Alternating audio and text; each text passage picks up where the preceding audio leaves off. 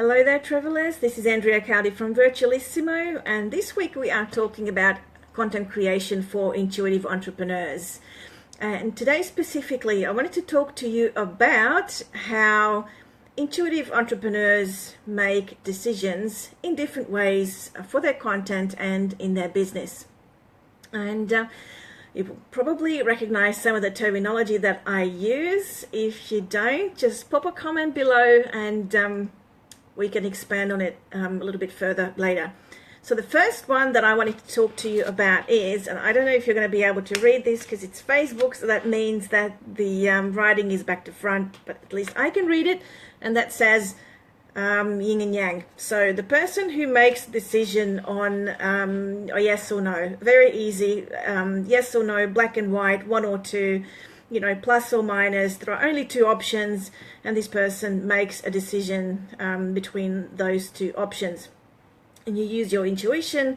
You look at the two options, and one feels right, and the other one feels wrong. Really easy decision-making process. The next one is, I know that you can't read this, but it says pendulum. Pendulum is, you know what a pendulum is? Psychics use it a lot. You would have seen it used around. You might even have one, in which case you would know how to use it.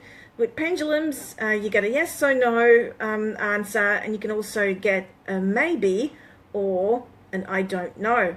So people who make decisions, not necessarily using a pendulum, but like a pendulum, will use yes, no, maybe, I don't know, or something along those lines. And then we have the decimators. The decimators like it when you have a whole bunch of stuff, you have a whole bunch of options, possibly a few dozen, the more the better, and then the decimator would just go through the options and go yes, no, yes, no, yes, no, maybe, yes, no, maybe, and they will qualify their information that way and will make decisions based on whether something is a yes or a no or maybe, and gradually reduce the number of decisions that they need to make about a particular thing, level by level. The next one is the one who just takes a stab in the dark, who would just go, what the hell, let's just go with whatever. And very easy, laid back, and we'll just, pick one, anyone, and we'll just deal with the consequences, good or bad, at some later stage.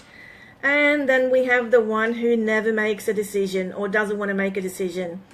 And that's probably a procrastinator, or possibly someone who is just not ready to make a decision yet. Well, that remains to be seen. If you're a procrastinator, check out my videos from 2 weeks ago about why you procrastinate on your content.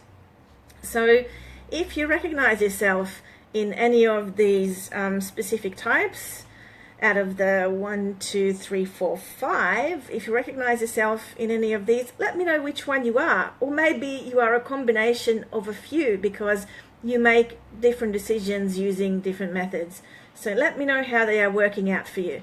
I will be talking about the pros and cons of these decision-making tools and processes in my webinar on the 7th of March.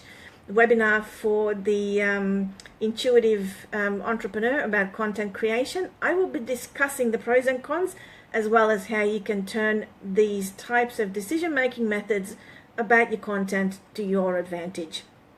Tomorrow I will be talking about another aspect of intuitive content creation, which is stories, how you create stories, what sort of stories you should create or could create, and why it's good for you as an intuitive entrepreneur.